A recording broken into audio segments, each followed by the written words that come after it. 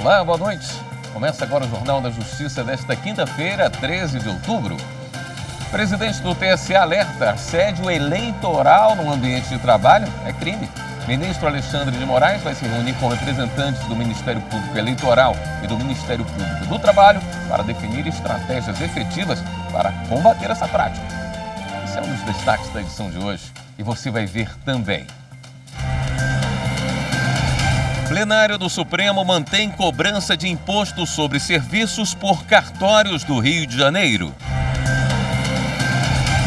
STF invalida leis que concediam pensão vitalícia a viúvas de ex-prefeitos de Caucaia, no Ceará. E ainda, a posse da nova direção do Tribunal Superior do Trabalho para o biênio 2022-2024.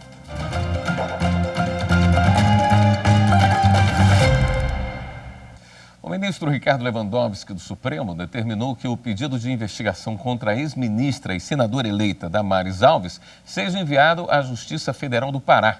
Segundo a notícia crime apresentada por um grupo de advogados, a ex-ministra discursou durante um culto religioso sobre possíveis casos de abuso sexual de menores na ilha de Marajó. Os advogados pedem a apuração dos fatos narrados e que, no caso de serem verídicos, sejam informadas quais medidas teriam sido adotadas pelo Ministério da Mulher, da Família e dos Direitos Humanos e pela, então, ministra Damares Alves. Na decisão, o ministro Ricardo Lewandowski afirmou que, como Damares Alves ainda não assumiu o mandato de senadora, ela não tem foro por prerrogativa de função, o que torna o STF incompetente para apurar o caso. Segundo o ministro, em razão da natureza dos fatos noticiados, caberá ao juízo federal competente, após o oitiva dos órgãos de investigação, examinar os supostos eventos e os pedidos formulados na petição. O plenário do Supremo confirmou a validade da cobrança de imposto sobre serviços por cartórios do Rio de Janeiro. O Imposto sobre Serviços, o ISS, é um tributo municipal que incide na prestação de serviços realizados por empresas e profissionais autônomos.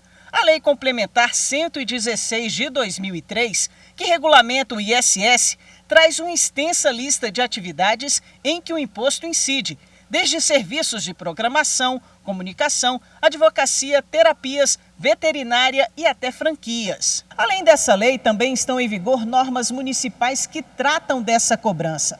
O Sindicato dos Notários e Registradores do Estado do Rio de Janeiro recorreu então à Justiça, alegando a inconstitucionalidade de decretos municipais do Rio que disciplinavam a incidência de ISS sobre atividades cartorárias. Os dispositivos foram julgados inconstitucionais. O município, então, propôs recurso extraordinário, que foi aceito para reformar o acórdão recorrido e declarar a constitucionalidade das normas. O sindicato recorreu alegando que o recurso deve ser firmado pelo prefeito e não por procuradores do município, como ocorreu. Foram propostos sucessivos recursos no Supremo, até a discussão chegar ao plenário. E o que nós fizemos nesses agravos regimental? Aqui está se analisando apenas os pressupostos de admissibilidade, porque a decisão recorrida entendeu que não haveria divergência e que o procurador teria legitimidade para recorrer. O que nós mostramos aqui no memorial, inclusive de peça número 237, é que tem pelo menos mais de 50 precedentes posteriores a esses dois precedentes que são citados na decisão recorrida. O que mostra que não existe, o que mostra que a jurisprudência é justamente ao contrário da decisão recorrida e a favor da tese que é sustentada aqui. E desculpe a franqueza, é de que realmente nós tivemos que interpor 5 recursos para chamar a atenção desse processo. O procurador do município do Rio de Janeiro rebateu o argumento do sindicato, alegando não haver divergência jurisprudencial atual sobre a matéria discutida. Mostraremos o acerto da decisão embargada com base em 4 fundamentos. 1, porque está em consonância com a jurisprudência mais recente dessa Suprema Corte, que reconhece legitimidade aos procuradores para interposição de recurso em representação de inconstitucionalidade. 2, porque ainda que consideremos a jurisprudência mais antiga da Corte, em que se discutia essa legitimidade, sempre se entendeu que o ato de interposição do recurso poderia ser ratificado pelo chefe do Poder Executivo, o que aconteceu nesse caso. 3, porque mesmo que se afirme que o ato de interposição apresenta um vício de forma, esse vício é sanável e em nada prejudica a contraparte, pelo que não pode ser por ela alegado.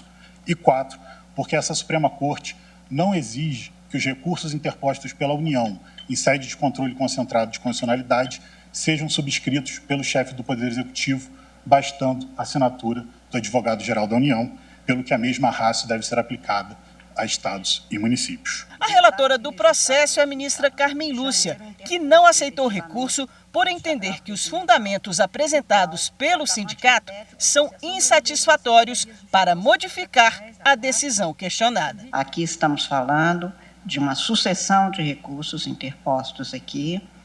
O doutor Max disse da tribuna que precisou de 5 recursos para chamar a atenção deste Supremo Tribunal.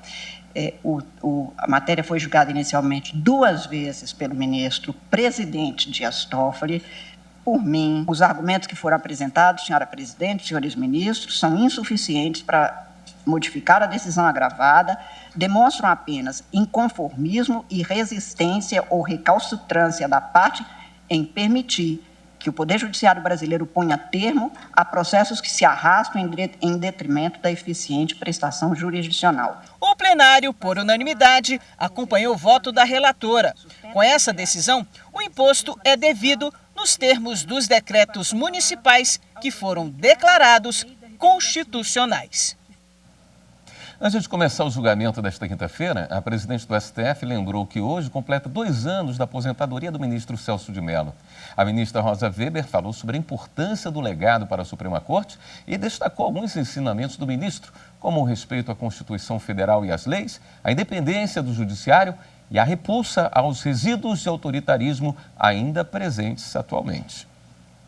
As lições do ministro Celso de Mello nos encantam, não apenas quando, na vanguarda, com o dinamismo e a clarividência de que impregnado sua sensibilidade, nos conclama a abraçar o novo que se apresenta na constante evolução do direito, mas também quando a sua experiência nos restaura a memória do que não devemos nem podemos esquecer, do que devemos afirmar e reafirmar e jamais silenciar. A exemplo, o respeito indeclinável à Constituição e às leis da República como limite inultrapassável a que se devem submeter os agentes do Estado de qualquer estamento e que é premissa do pleno exercício da cidadania. HC 152.752. A indispensabilidade de um poder judiciário independente para a liberdade dos cidadãos, ADC 26, e a repulsa aos resíduos de autoritarismo ainda presentes na intimidade do poder, aos comportamentos que configuram inaceitável e perigosa transgressão da autoridade suprema da Constituição e do princípio fundamental da separação dos poderes. ADI 6062. Todos os processos da relatoria de Sua Excelência. O Supremo invalidou leis que concediam pensão vitalícia a viúvas de ex-prefeitos de Caucaia, no Ceará. Caucaia é a segunda maior cidade do Ceará, com pouco mais de 360 mil habitantes. O município fica na região metropolitana de Fortaleza e atrai turistas por causa de praias como a de Cumbuco. Em 1984, uma lei municipal concedeu às viúvas de ex-prefeitos uma pensão vitalícia mensal que na época era de 200 mil cruzeiros. 3 anos depois, também por lei, o valor passou a corresponder a 25% do salário do prefeito em exercício. Hoje a pensão seria de quase R$6 mil. Este ano, a Procuradoria-Geral da República entrou com uma ação no Supremo questionando as 2 leis. Segundo a PGR, as normas são inconstitucionais porque contrariam princípios como o da moralidade e da igualdade e vão contra o regime geral de previdência social para todos os ocupantes de cargos temporários. A relatora do caso, ministra Carmen Lúcia, entendeu que as leis são, de fato, incompatíveis com a Constituição. Ela lembrou que o STF já afirmou o entendimento de que ex-ocupantes de chefia do Poder Executivo ou dependentes não têm direito de receber pensão vitalícia. No voto, a ministra afirmou: assegurar a percepção de verba mensal a viúvas de ex-prefeitos configura condição privilegiada e injustificada em relação aos demais beneficiários do regime previdenciário, que atenderam aos requisitos constitucionais e legais para a concessão dos benefícios. Todos os ministros seguiram o voto da relatora. A partir de agora, as viúvas de ex-prefeitos de Caucaia não têm mais direito de receber a pensão. Com base no princípio da segurança jurídica e do interesse social, o plenário decidiu que os valores já recebidos não precisam ser devolvidos aos cofres públicos. A segunda turma do Supremo Tribunal Federal negou autorização de aborto a uma grávida de gêmeos siameses. O colegiado entendeu que o caso ainda não foi esgotado nas instâncias anteriores, o que impede a atuação do STF. Na ação, a Defensoria Pública do Rio Grande do Sul sustentava que, de acordo com o relatório médico, os fetos não têm como sobreviver fora do útero e citava danos à saúde física e psíquica da mulher. Pedia ainda que ela não fosse criminalizada caso o aborto fosse feito. O pedido foi negado pela primeira instância e habeas corpus foram sucessivamente rejeitados em decisões individuais pelo Tribunal de Justiça Gaúcho e pelo Superior Tribunal de Justiça. O relator do caso, o ministro André Mendonça, reforçou que não houve pronunciamento colegiado do STJ, que na decisão monocrática não analisou a matéria, que também não havia sido examinada pelo colegiado do TJ Gaúcho. Assim, se o Supremo atuasse no caso, haveria supressão de instâncias. Portanto, de acordo com o ministro, não compete ao Supremo examinar a questão. O entendimento foi seguido pela maioria dos ministros.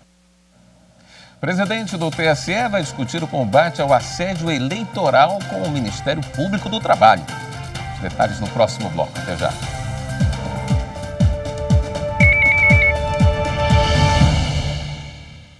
A urna eletrônica, uma vez ligada na tomada, funciona de forma isolada, ou seja, não há conexão com a internet, não há conexão com nenhuma outra rede que possibilite o acesso remoto aos seus dados. Nela, há 30 camadas de segurança, fora as diversas etapas de auditoria. O sistema eleitoral brasileiro ele é confiável, não só pela constatação técnica inerente a ele, mas também pelo nosso histórico de eleição.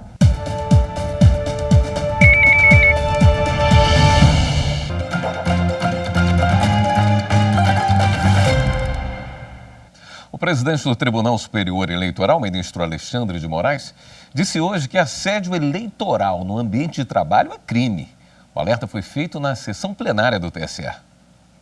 Alexandre de Moraes disse que vai realizar uma reunião com o Ministério Público Eleitoral e o Ministério Público do Trabalho para definir estratégias de combate ao crime de assédio eleitoral no trabalho.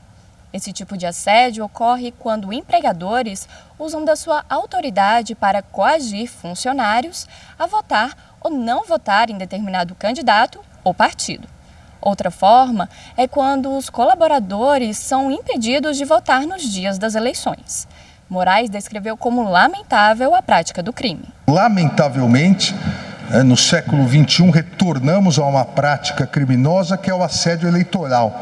É o assédio eleitoral do empregador coagindo, alguns empregadores coagindo, ameaçando, prometendo benefícios para que os seus funcionários votem ou deixem de votar em determinadas pessoas. Isso é crime comum, isso é crime eleitoral, isso vai ser combatido como já vem sendo combatido. Qualquer pessoa pode denunciar o crime de assédio eleitoral pelo aplicativo Pardal, que é da Justiça Eleitoral. Por lá também dá para fazer denúncias de propaganda eleitoral irregular. A nova direção do Tribunal Superior do Trabalho tomou posse agora há pouco. O repórter Rafael Oliveira acompanhou a solenidade e tem as informações.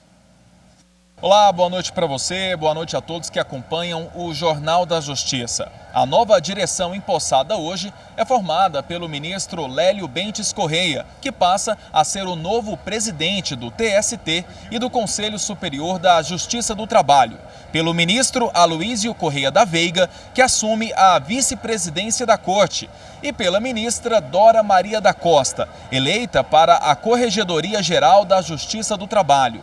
Eles assumem a direção do tribunal para o biênio 2022-2024. Durante a cerimônia, o ministro Emanuel Pereira, que presidiu o tribunal nos últimos 8 meses, desejou sucesso à nova administração da Justiça do Trabalho. O evento teve a participação de diversas autoridades dos 3 poderes da República e transmissão ao vivo pelo canal do TST no YouTube e aqui pela TV Justiça. Vamos ver agora a trajetória dos ministros que acabam de serem empossados. Lélio Bentes Correia nasceu em Niterói, no Rio de Janeiro. É bacharel em Direito pela Universidade de Brasília e mestre em Direito Internacional dos Direitos Humanos pela Universidade de Essex, na Inglaterra. Ingressou no Ministério Público do Trabalho por concurso público em 1989.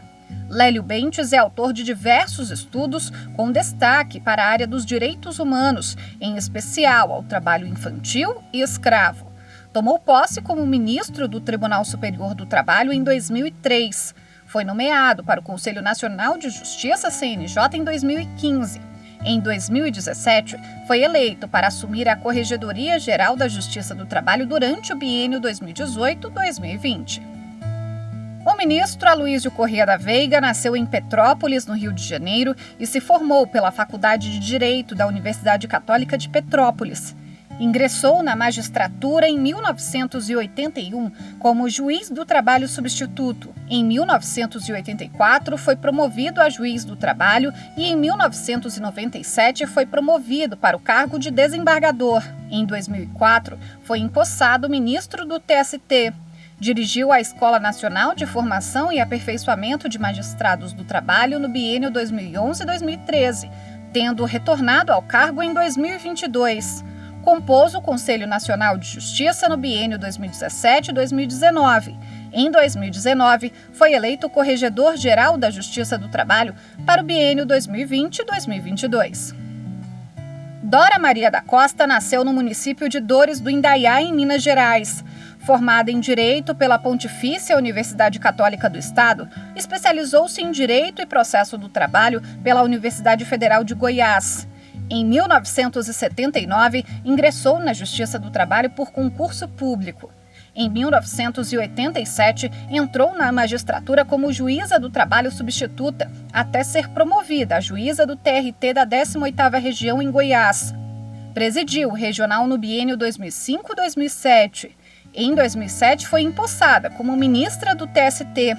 Na Escola Nacional de Formação e Aperfeiçoamento de Magistrados do Trabalho, foi diretora durante o biênio 2020-2022. Foi também vice-presidente do TST e do CSJT de fevereiro a outubro de 2022. A seguir, homem que escondeu da esposa que tinha o vírus da AIDS é condenado pela morte da mulher. Voltamos em instantes.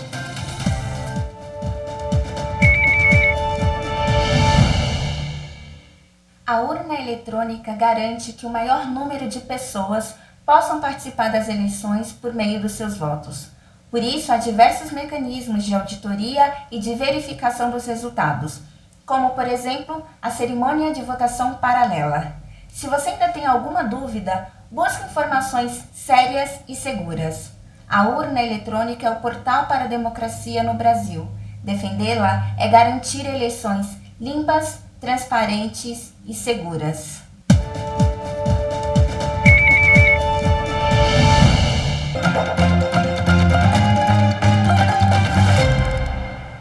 Em Santa Catarina, um homem que escondeu da esposa que era HIV positivo foi considerado responsável pela morte dela e condenado pela justiça.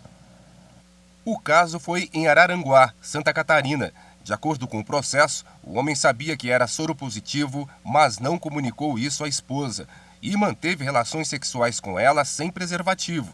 A mulher morreu em decorrência de AIDS em 2013. O homem foi denunciado pelo Ministério Público pelo crime de homicídio por ser responsável pela morte da própria esposa ao transmitir o vírus. No Tribunal do Júri da comarca de Araranguá, os jurados, seguindo a argumentação do Ministério Público, entenderam que o réu assumiu o risco de matar a esposa ao deixar de lhe informar que era soropositivo, o que a impediu de procurar o tratamento adequado. O réu deverá cumprir uma pena de 12 anos, em regime inicialmente fechado, por homicídio com dolo eventual, causado por omissão, quando ele deveria e poderia agir para evitar o resultado. De acordo com a acusação, ele sabia que era soropositivo desde antes do casamento e nunca informou o fato à vítima. Este advogado avalia a decisão. Falando em tese, né, uma primeira interpretação que é adotada pelos tribunais superiores, tanto o Supremo Tribunal Federal quanto o Superior Tribunal de Justiça, é de que, em caso de contaminação pelo vírus da AIDS, você se está diante da hipótese de lesão corporal grave, por qualificação pela enfermidade, que pode resultar em morte, também qualificando a lesão corporal. Essa é a interpretação majoritária dos tribunais, mas também há a possibilidade, como parece ter sido esse do caso, de enquadramento na hipótese de homicídio por dolo eventual. Segundo o perito médico legal ouvido durante o processo, a vítima foi levada ao hospital por familiares, após ser retirada das mãos do réu, apresentando um quadro grave de saúde. A mulher recebeu atendimento médico e chegou a ficar internada por 10 dias, mas somente durante a internação descobriu que ela havia sido infectada pelo HIV. Apesar de receber tratamento, ela acabou falecendo ainda no hospital em razão do estágio avançado da doença, apenas 3 dias depois da confirmação do diagnóstico. Ainda conforme o perito médico legal, a AIDS reduz a imunidade e facilita a entrada e o desenvolvimento de qualquer tipo de infecção e lesões, inclusive cerebrais.